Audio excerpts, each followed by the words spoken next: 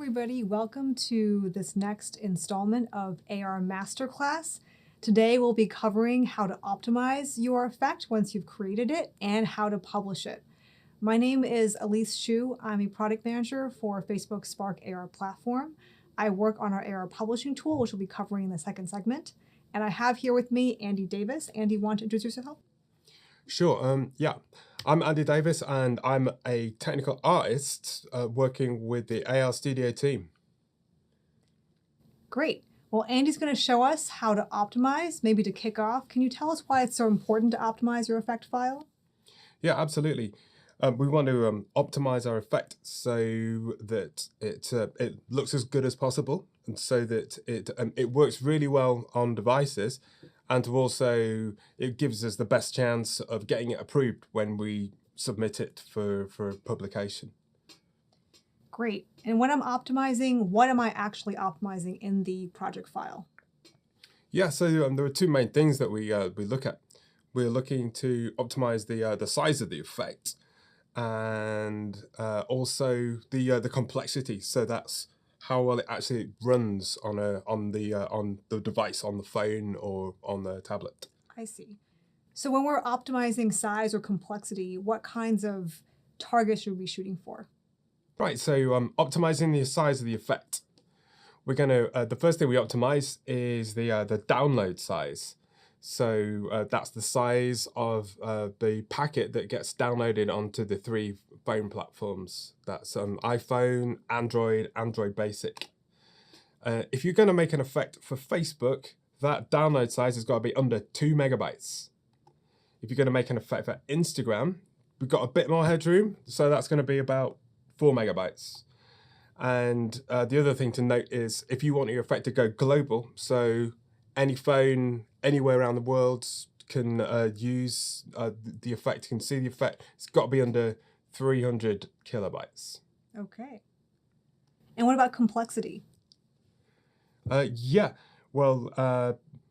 one thing to notice about the export file, the entire export file needs to be under 20 megabytes.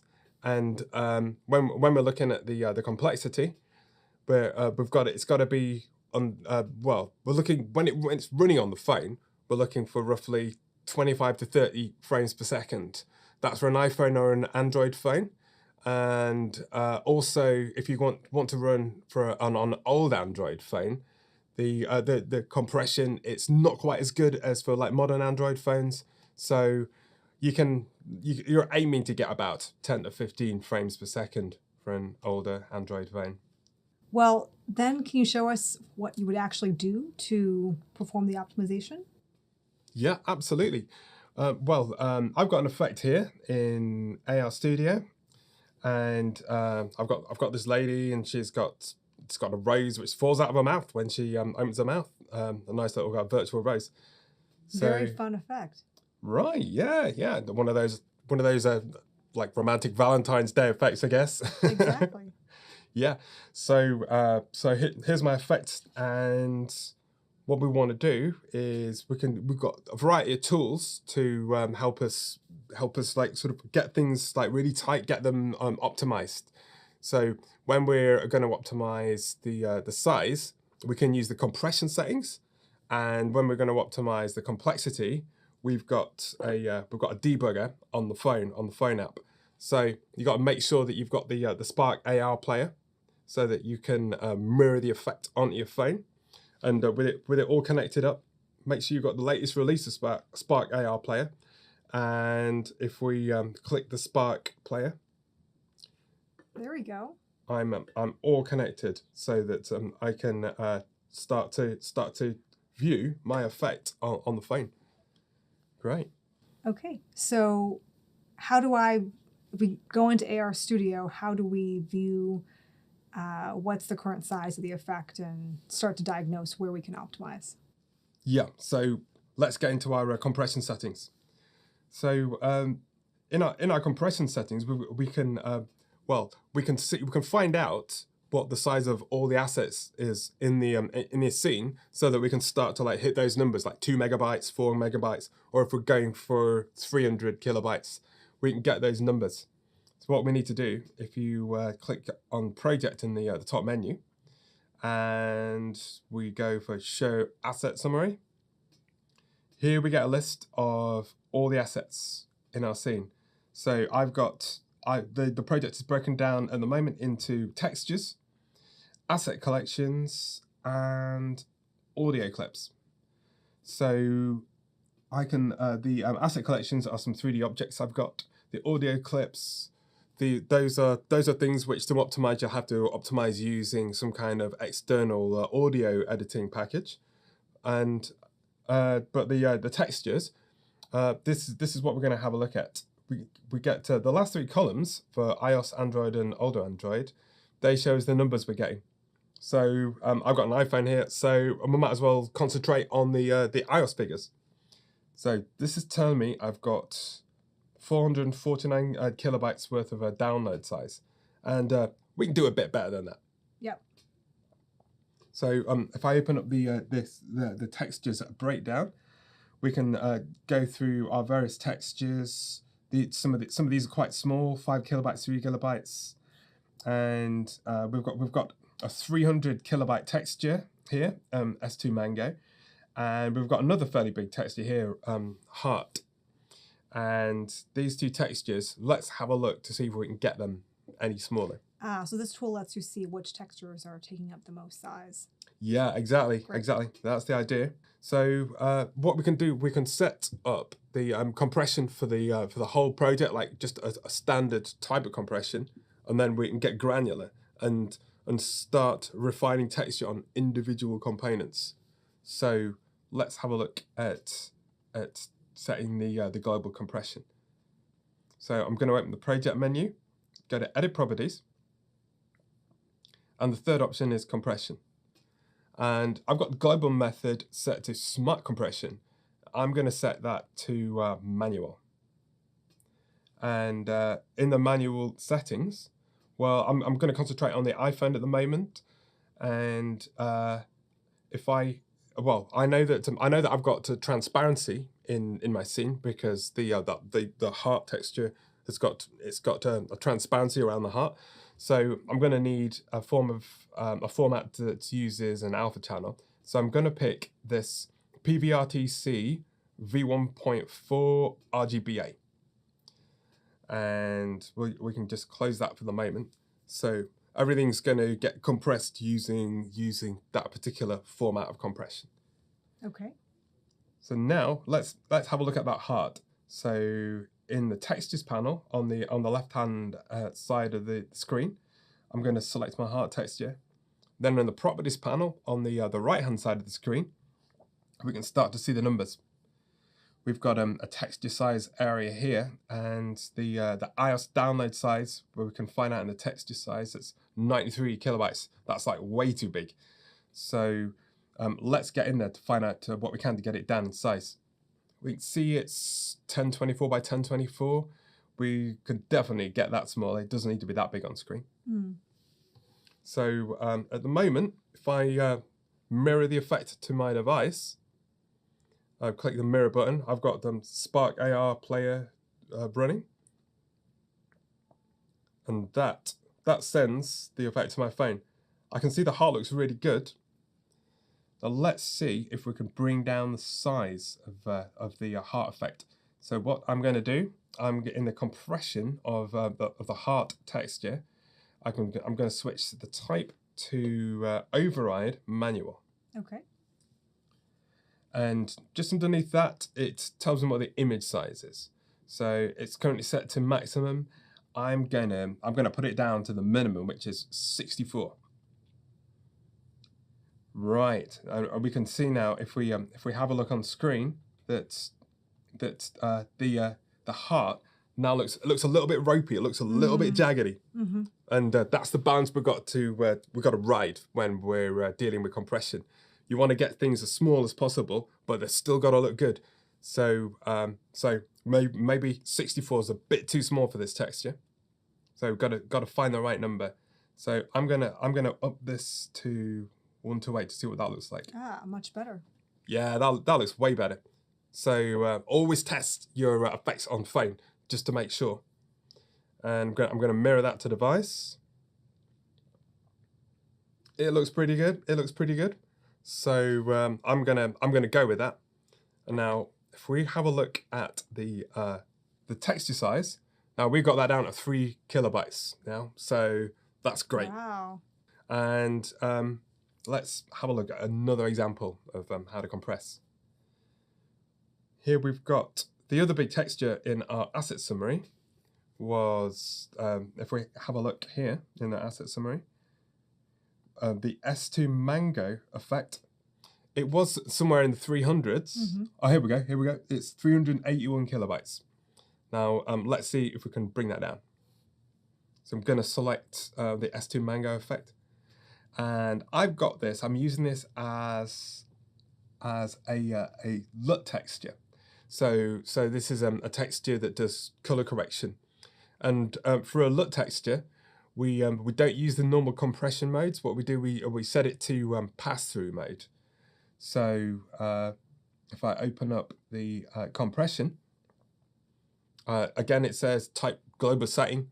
So I'm going to override it with the manual setting. And I can leave the image size, that's absolutely fine. But on the override iOS checkbox, I'm going to check that. And if I go to compression, I'm going to switch it from smart to RGBA pass-through. And now if I look at the texture size, it's gone down to 5 kilobytes. And this is the mode that you always want to get LUT textures working at. You always set LUT textures to pass through, and you're always going to save there a little bit.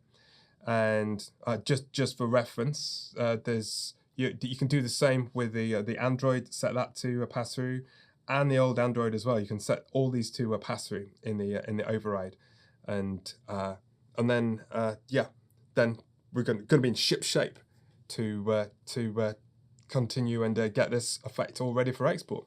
And then you also point out that there are some more diagnostics we have in the AR Studio Player app where we can look at the complexity of the effect. Yeah, absolutely. So what we can do when we if we mirror our current effect now onto our iPhone screen, you'll be able to see that right at the top of the screen there is a frames per second counter. And if you touch the frames per second counter with your finger, it will give you some information, some diagnostics about all the things that are adding to the complexity of the scene. So this is telling me I've got 43 objects, I've got 15 textures, and as long as that frames per second gets into the sort of range that we were talking about before, so we were talking 25 to 30 frames per second, yep, then that's great. I've got like really good frames per second at the moment. If the effect was like running a little bit too hot and I was getting lower than that, what you got to do prior to export, you've got to make sure that anything that isn't being used by the effect, so any capabilities, if there are any objects or textures that aren't being utilized directly in the effect, just got to make sure that they're out of the effect. okay. And you can go through elements in the scene tree and find out if they're being used. So for textures, each of the textures that I click in the left-hand column, it will tell me what object that it's being used by in the property column. So all I need to do, here I found a texture called flat black material. That's not being used. So these are the sort of things that we can delete from the project, and that is going to help us. It may help us with size and having the material out. It may help us with speed as well. And so any components that we don't need, like extra face trackers, the capabilities, we can cut them out, and we're going to hit those that frame per second. So brilliant. That's a really handy reminder. So make sure to go into the indicator in the AR Studio Player app and check your complexity. Any final steps or pointers? We're ready to export? Right. Well, assuming your effect works, it looks good. The frames per second's good. You've got the download size for the market that you want. So that's 2 megabytes for Facebook, 4 for Instagram, or the 300 kilobytes for the global effects. We can go ahead and export. So we've got our effect ready, and in the top right hand corner we've got the export button. If we click the export button, and the emulator will have a look at the numbers that we've got. We've got really good numbers. So iPhone, Android, and older Android, they're all under 300K. So this is great.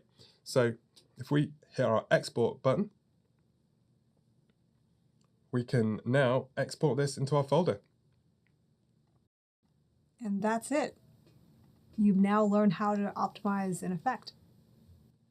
I've got my effect. It's all like really tight. It's all optimized, and I've exported it. So what do I do now? How do I get it published? Well, this is the last and really exciting moment of getting your effects out into the world so your friends and followers can try it out. And what you do to start publishing is you go to the AR Studio website where you download AR Studio, and you'll see in the upper right-hand corner a link called Manage Effects. Click that. That will take you into the publishing tool. I've already got the tool loaded on this tab, so I'll bring you right there. Make sure you do log in, though, if you're not already logged into Facebook. You will need to log into this tool with your Facebook profile. The first part is choosing the profile you want to publish from. So you can publish from your personal Facebook account or from a Facebook page that you are the editor or the admin of. I'm going to publish from my Facebook page because as a page, the advantage is you get metrics reporting as part of our publishing package. So you get to see how much engagement your effect is getting after it goes live. So here's my page. It's named after me. And just to start the publishing process, I'm going to go here and click Upload Effect. And there's a flow for publishing to Facebook as well as to Instagram. I'll walk you through the Facebook camera flow, and then I'll just talk about the differences between the Facebook and Instagram flows. So when you first enter that process, we take you to an onboarding screen. This just explains the publishing process, gives you a heads up about the steps in it. One thing I'll mention is we do review every effect before it goes live. And that process generally takes 1 business day, but can take up to 5. So just make sure you plan ahead. So I'll click Get Started, and then on the first page here, choose your effect destination. We're showing the Facebook flow, so click Facebook as your destination.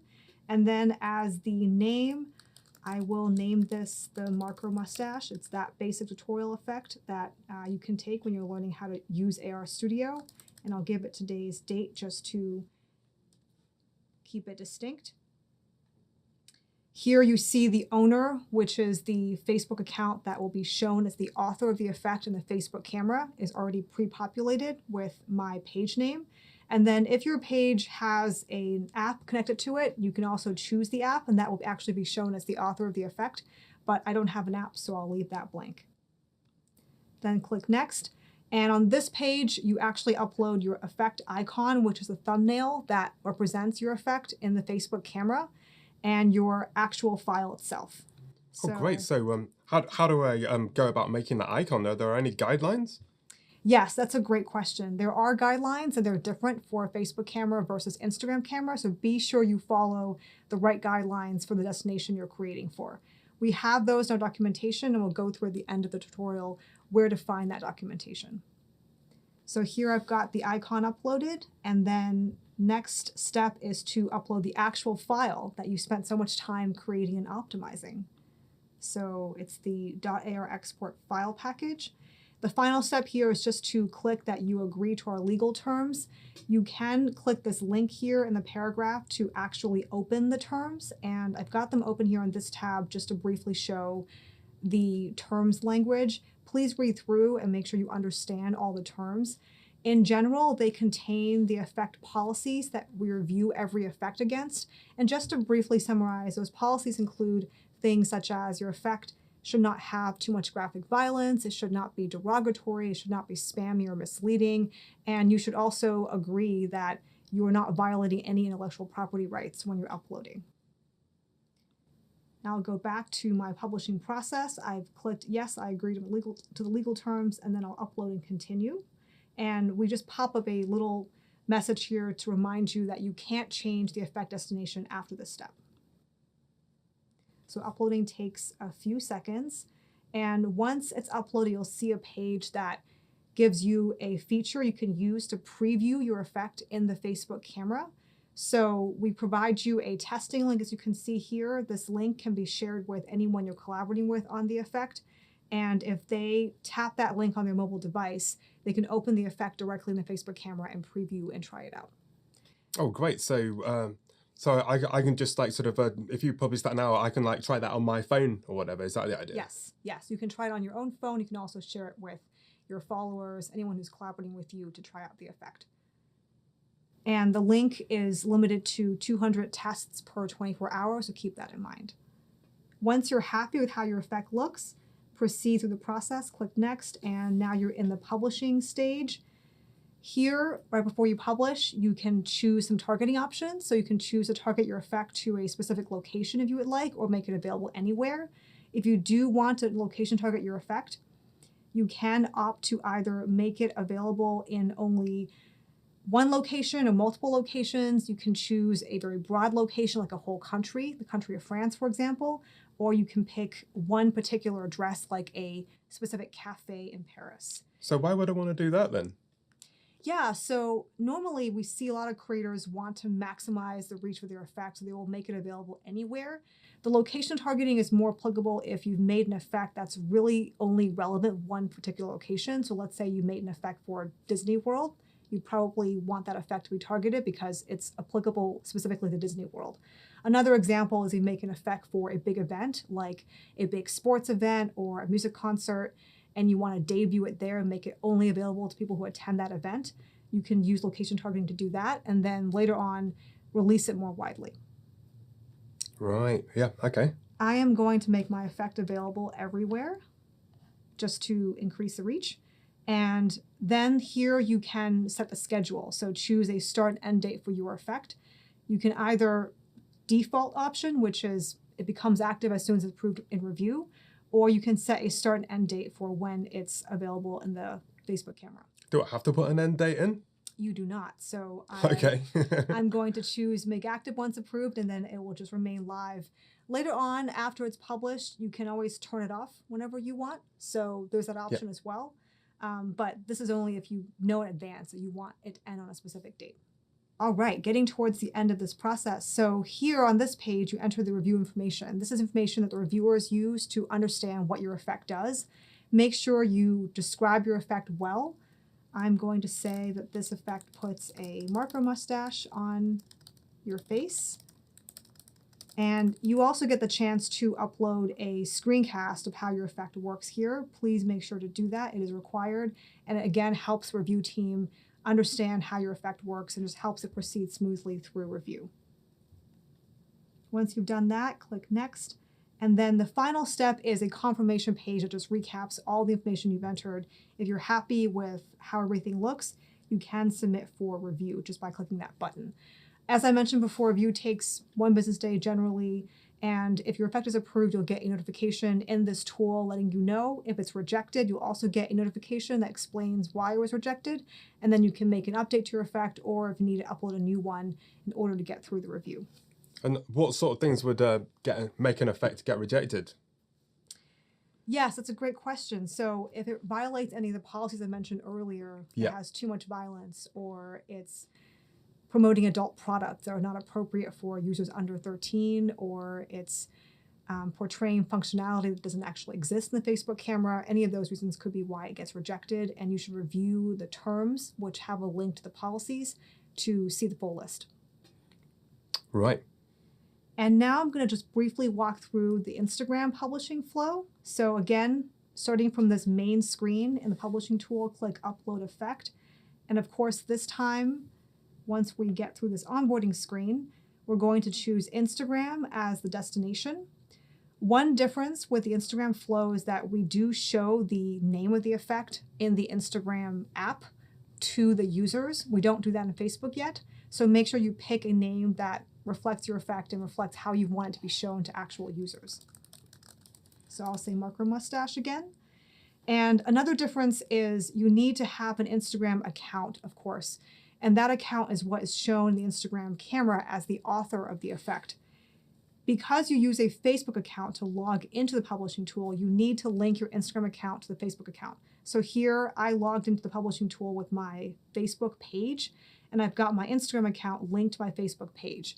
If you don't know how to do that linking, we have instructions. Just click on this link here, and you can read the step-by-step instructions for how to do that linking. And then this next page, you do the same thing. You upload your icon, you upload your project file. As I mentioned before, there are specific icon requirements for Instagram, so make sure you follow those requirements. Your effect will be rejected if it doesn't follow those requirements. And then as for the rest of the flow, it's mostly the same. The only remaining difference is that in the targeting section for the publishing options, we don't have location targeting available yet for Instagram effects. So that's coming in the future, but for right now, you can only set the scheduling. You won't be able to target to a particular location yet. So I can still send a link to test the effect out to my friends or whatever. Can I do that? The testing link still works. That's an available feature for Instagram effects, and that allows you to preview your effect in the Instagram camera. Right. Yeah. Nice. Nice. So I've got my effect published and out there. And how do I go about making sure that people can find my effect? Yes, that's one of the top questions creators have. Well, once your effect is published, it is available in the camera itself, in the browsing tray of the camera that has a menu of effects for people to choose from. It is available in that tray to your followers on Instagram, and same thing to your followers on Facebook if it's published to Facebook.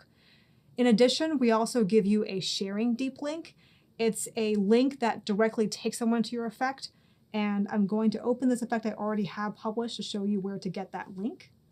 So I just clicked on that effect and brings up the details. These are the same ones that I inputted when I was uploading the effect.